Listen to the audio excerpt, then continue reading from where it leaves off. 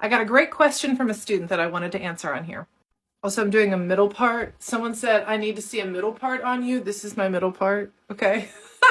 I am an elder millennial, so going from side to middle is a big step for me, so please validate me. Question. Let's say I have multiple patients whose IV is no longer patent or has infiltrated. How do I know which one to restart first, or what do I do? For the purposes of this, let's say you have no one to help you. The questions I would ask myself are, which patient is receiving an IV medication or a drip? So like heparin, Lasix, or vasoactive meds, like if they're in the ICU. Something where every moment it's stopped, it's changing something, right? And it's interrupting a therapy. That would be my top priority.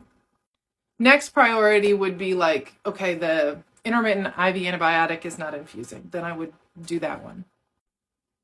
Or dextrose, if someone is getting dextrose for a glucose source. Now, caveat, if you have a very brittle diabetic person where if they lose their dextrose source, they're going to crash, that might move it up in the priority list for me.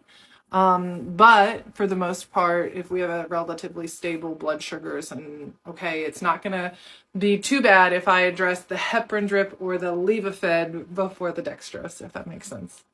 Finally, the last thing would be IV maintenance fluids. So those are usually for someone to have some hydration. It's not going to really change much if that is paused for an hour, unless there is like this a bolus infusing for hypotension or something like that. But normal 0.9 at 75. If that gets stopped for an hour while you get IVs put in, it's not the end of the world. And then the bottom is the person who just needs a new IV because they have to have access on hand. Like a lot of hospitals have a policy where if someone's got telemetry on, like cardiac monitoring, by policy they need to have IV access at all times. Well, yeah, okay, I will get that as soon as I get the other patients who are actively receiving therapy first. So that's how I would work through which patient is going to get their IV started first.